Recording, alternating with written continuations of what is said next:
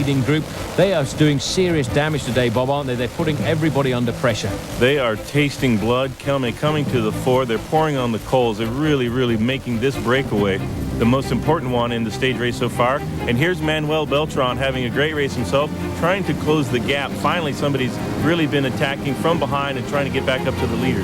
Well, he's left the group of Richard Viron behind. This man certainly is going to be a super revelation over the next few years. We saw him ride a magnificent Tour de France this year and still on form. He's 11th overall at the moment, almost 5 minutes behind. But Bob, with so many big mountain stages to go, the Vuelta is far from over. It's been a wide open race so far. We've seen a lot of lead changes. Unlike the Tour de France in recent years, has been dominated by one single solitary rider and Lance Armstrong in the last couple.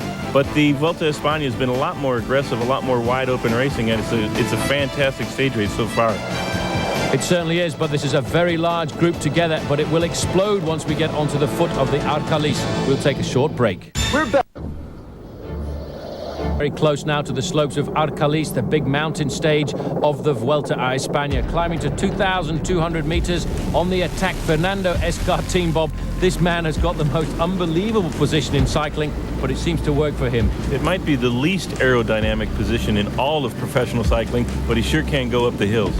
He sure can. There's Roberto Laiseca. He's the odd man out in this group. Not one of the big teams. He rides for the Euskaltel team, this team which represents the Basque country. And certainly he did get a win at the Tour of Spain last year, and he's looking to try and get himself a victory today, which is why, Bob, I think we haven't seen very much of him at the front of the group.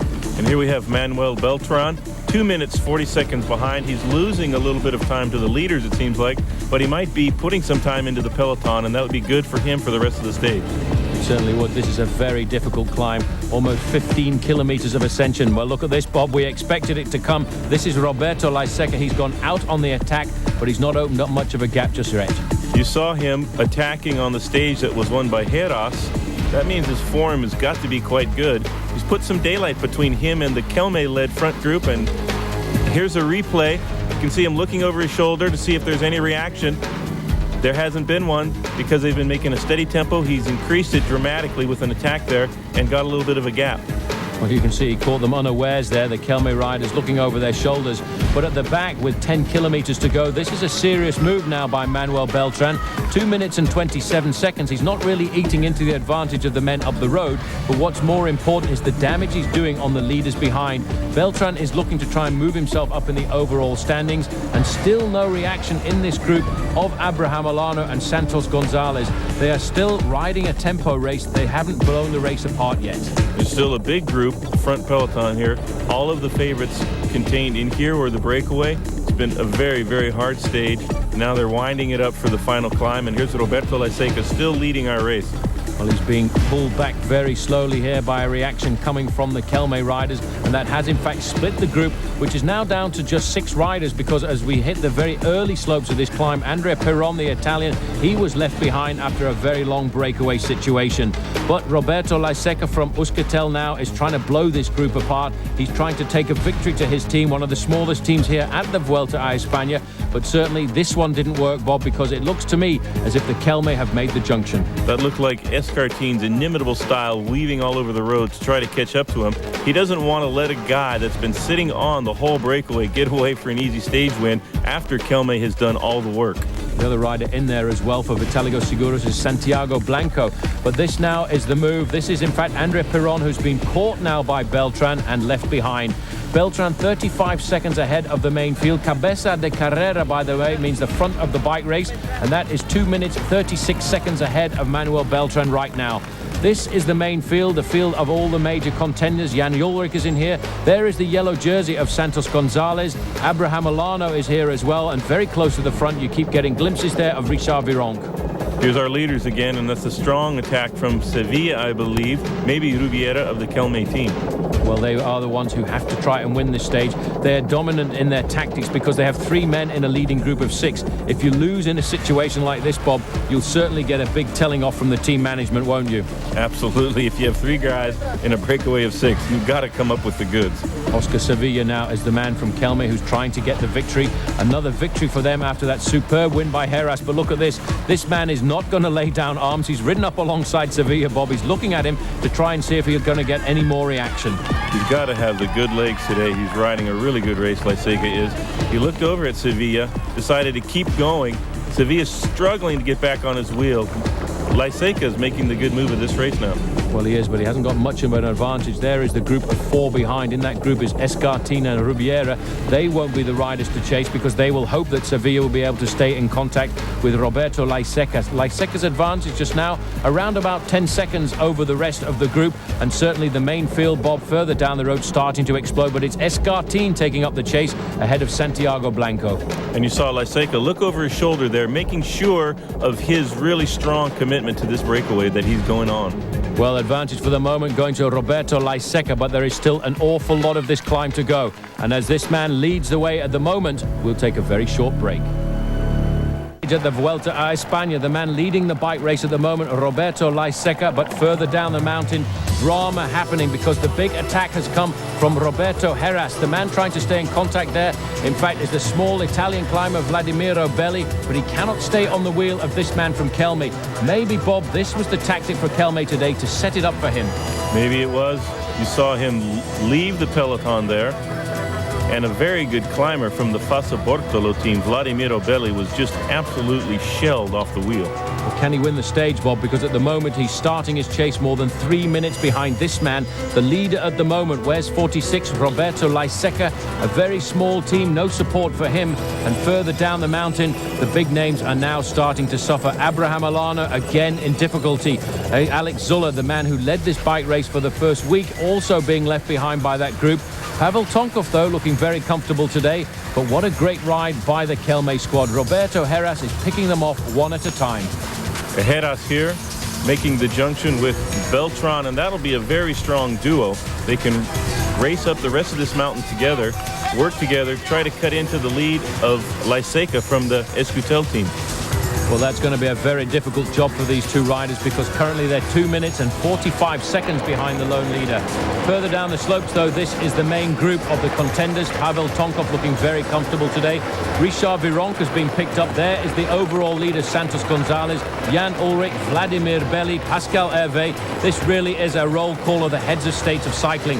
One man missing, though, Bob, Abraham Olano. Olano has definitely dropped off of this group. You saw a huge peloton just moments ago, but under the pressure of Roberto Heras of the Kelme team, you see the front group whittled down here to about 10 or 15 riders. They're really blowing the race apart now.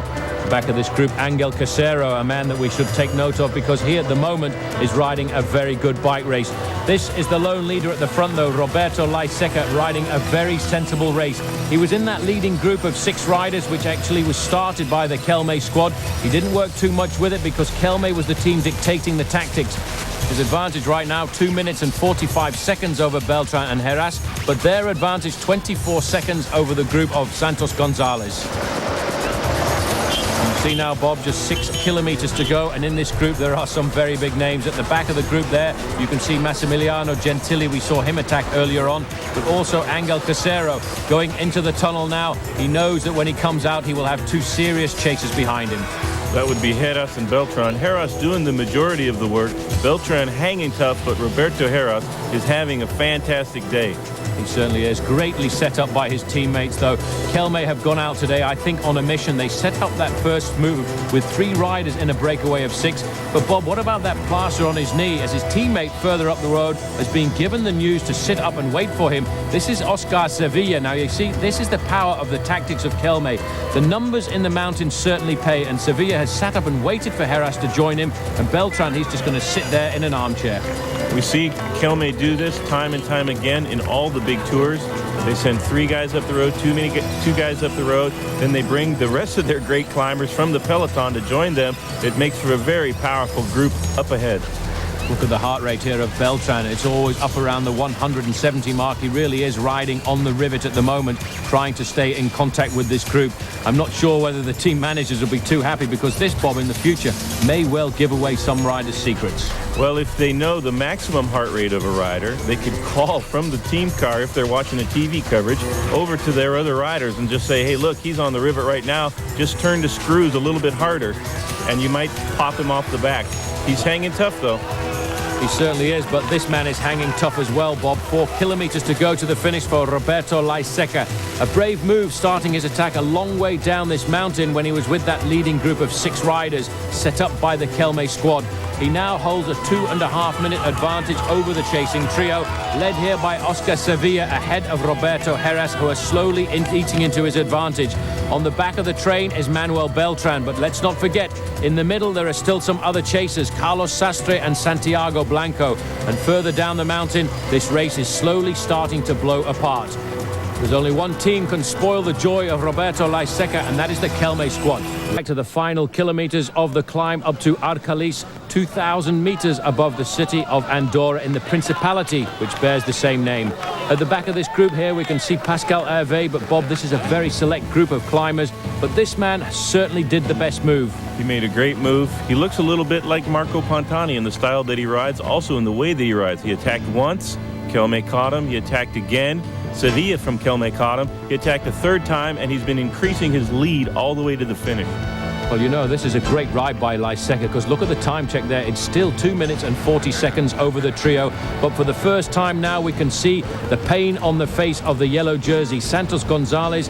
Mind you, in great company here, though, Bob, because he's riding alongside Jan Ullrich. Ullrich currently 4th in the overall standings. Santos Gonzalez, you got to hand it to this guy. He's making a very, very gallant defense of his leader's yellow jersey. Roberto Laiseca looking for the stage victory. He had a stage victory last year on stage 18 of the Vuelta a España. His time gap is coming down, though. 2:25 now to the group of Heras. 1:07 further back, though, is Ullrich and Gonzalez. Heras is climbing himself up high in the overall rankings. But what a job by his teammate, Bob. Oscar Sevilla is riding a great team race. He was on the breakaway all day. Now he's leading Heras up the climb. Here's Ullrich still staying with our race leader, Santos Gonzalez, and back up to our leader, Laiseca, really putting the hammer down. This is the tactics of the day. The Kelme squad have been perfect once again on the big mountain stages. Slowly, though, Bob, they are eating into that advantage of Laiseca. They're pulling him back centimeter by centimeter. And now this man has cracked. The leader of the bike race, Santos Gonzalez, look at the pain. He knows the yellow jersey is slipping away from his shoulders. Well, there, Ullrich has dropped him, and he is really suffering now. Well, Jan Ullrich knows this climb very well. He won a stage of the Tour de France here at the summit of Arcalis. 2 kilometers left to go to the summit, and the race is now starting to blow apart. We haven't seen anything at all of Abraham Olano, but the leader of the bike race, Santos Gonzalez, is in serious problems. Well, the pain and the fatigue of this bike race showing on the face of Santos Gonzalez, and that's Rolf Huser of the Festina team, a lowly rider on GC, just leaving him for dead.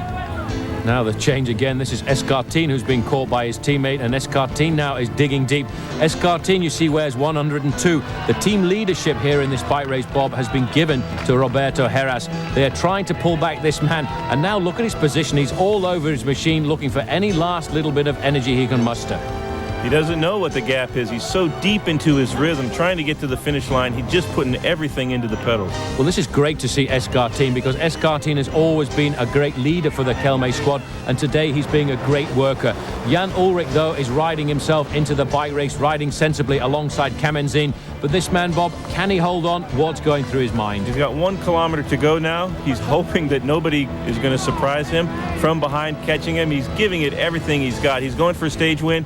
When he looks back, he's got a 2-minute lead. He can't see anybody, but he's still pouring on the coals. Well, in fact, his lead is not 2 minutes. It might be 2 minutes over Beltran and the other riders, but in fact, there is one rider in between. That is Carlos Sastre, and he is only 50 seconds behind.